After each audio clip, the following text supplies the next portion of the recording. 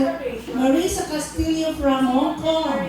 Praise God. At tayo naman po dito sa Eastern Region, ang ating mga kapatid sa CAPG, ang couple, Brother Edwin and Sister Ami Pasisihan, and of course, Sister Nelda De Panyo and Brother Rene De Panyo. At tayo naman po dito sa Damam Extension, we have 6. Praise God, ang Daran 9, Westanura 11, Cobor Extension 12, Jubail 13, Damam Main 14, Katim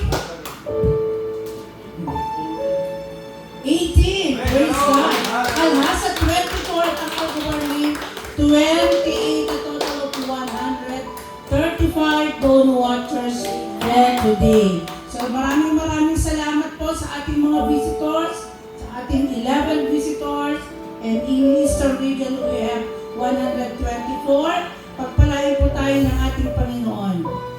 Hallelujah. At magpatuloy po tayo, at sa bawat araw, bagamat maaga tayong gumigising, alam po ng Diyos ang magbibigay ng extra strength po natin in our physical body. Alam natin, napupuyat man, napapagod, pero dun sa kalangitan, ano po, it is already recorded every time na tayo gigising para sa Lord, na nakatala na sa Lord, ang lahat ng pagpapagal po natin. That's why we have to be thankful and grateful for the opportunity to be used for His glory. Thank you, and God bless us all po.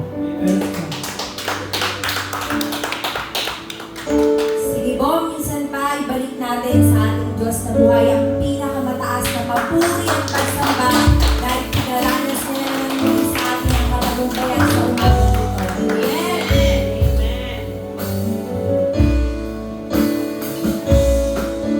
Pupurihin ka sa awit, itataas ang aking tinig, itatanghal sa buhay ko'y tanging ikaw, O Diyos. Higit pa sa kalangitan, ang iyong kalwalhatian, kadakilaan mo'y di mapapantayan. Isa pa pupurihin ka sa awit, itataas ang aking tinig, itatanghal sa buhay ko'y tanging ikaw, O Diyos.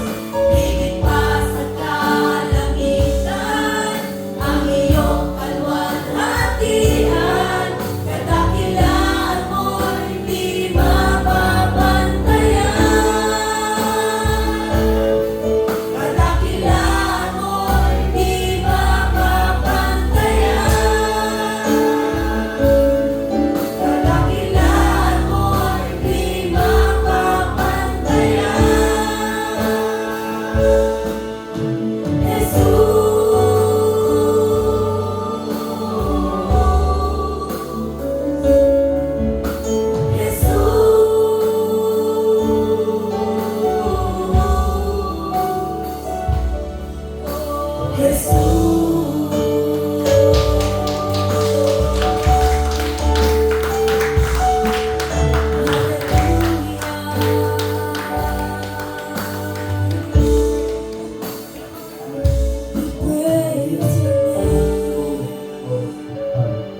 Sa umagang ito, Panginoon, kaya po na balik ng papuri,